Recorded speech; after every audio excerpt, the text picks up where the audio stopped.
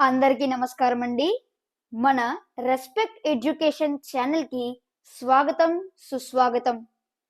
చిరిగిన చొక్కా అయినా తొడుక్కో, కానీ ఒక మంచి పుస్తకాన్ని కొనుక్కో అని శ్రీ కందుకూరి వీరేశలింగం పంతులు గారు చెప్పినట్లు, ఒక మంచి పుస్తకాన్ని అర్థం చేసుకుంటూ చదివితే కలిగే అనుభూతిని మాటల్లో వర్ణించడం సాధ్యం కాదు.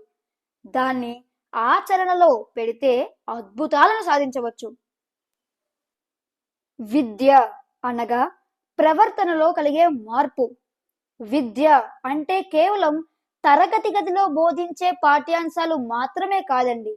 మనకు ఆనందంతో పాటు నీతి, నిజాయితీ, క్రమశిక్షణ వంటి అలవాట్లను పెంపొందించి మనలోని వ్యక్తిత్వాన్ని సంపూర్ణంగా వికసింపచేయగల ఏకైక సాధనం విద్య మాత్రమే.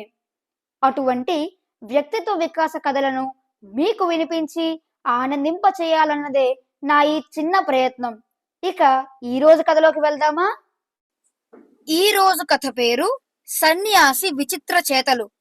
ఇక కథలోకి వెళితే, ఒక కొండపై ఉండే సన్యాసి ఒకరోజు కొండ దిగువ ప్రాంతానికి వచ్చి అక్కడే జీవించడం ప్రారంభించాడు. ఆయనకు ఒక అలవాటు ఉంది.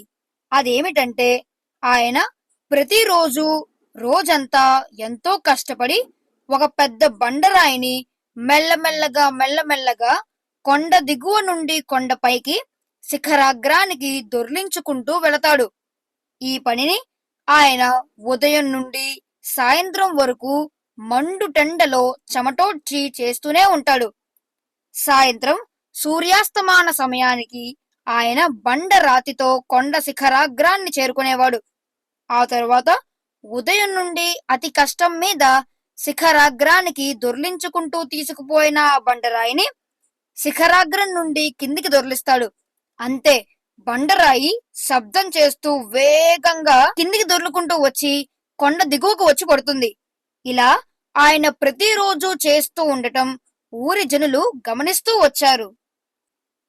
ఒకరోజు ఊరి జనులు ఇక ఉండబట్టలేక ఆ సన్యాసి వద్దకు వచ్చి నమస్కరించి, స్వామి, మీరు రోజంతా ఎంతో కష్టించి బండరాతిని దిగువ నుండి పైకి దొర్లిస్తూ తీసుకుపోతున్నారు.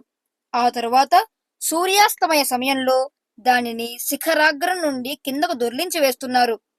ఇలా ఒక నిష్ప్రయోజనమైన పనిని మీరు ఎందుకు నిత్యం క్రమం తప్పక చేస్తున్నారు అని వినయంగా అడిగారు.